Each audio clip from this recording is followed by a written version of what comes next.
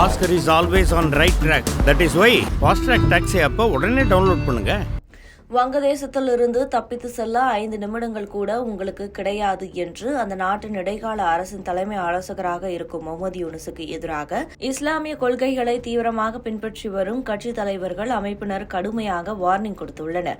வங்கதேசத்தில் கடந்த ஆண்டு மாணவர்கள் போராட்டம் வெடித்தது. இதனையடுத்து பிரதமர் பதவியை ஷேக் ஹசீனா ராஜினாமா செய்துவிட்டு இந்தியாவில் தஞ்சமடைந்தார். தற்போது வங்கதேசத்தில் இடைக்கால அரசு நடந்து வருகிறது. இடைக்கால அரசின் தலைமை ஆலோசகராக முகமது யூனுஸ் செயல்பட்டு வருகிறார். முகமது யூனுஸ் நம் நாட்டுக்கு எதிரான நடவடிக்கைகளை தொடர்ந்து ஈடுபட்டு வருகிறார். இதனால் இந்தியாவுக்கும் வங்கதேசத்துக்கும் இடையிலான உறவு என்பது ரொம்பவே மோசமாகிவிட்டது.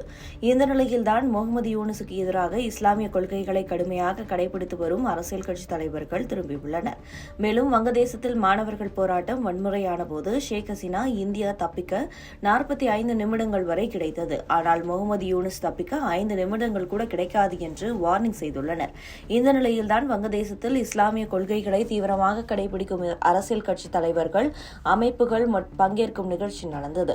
வங்கதேச தலைநகர் டாக்காவில் பெண்கள் விவகார சீர்திருத்த ஆணையத்தில் இஸ்லாமிய பொறுப்பு நாம் என்ன செய்ய வேண்டும் என்ற தலைப்பில் கருத்தரங்கு நடந்தது. அதில் வங்கதேச ஜமாத்தின் தலைவராக உள்ள சபியூர் ரஹ்மான் பங்கேற்று பேசினார்.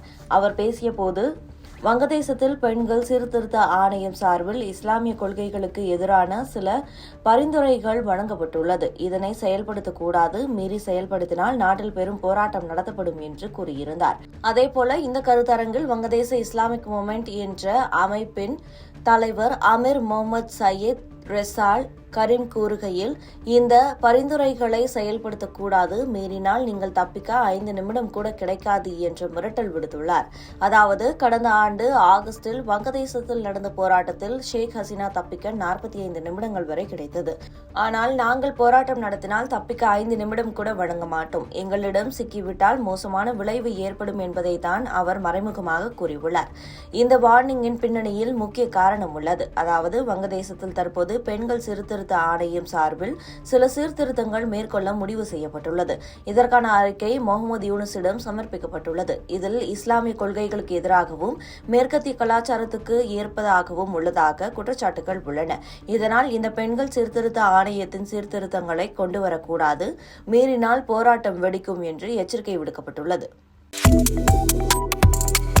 Subscribe to One India and never miss an update.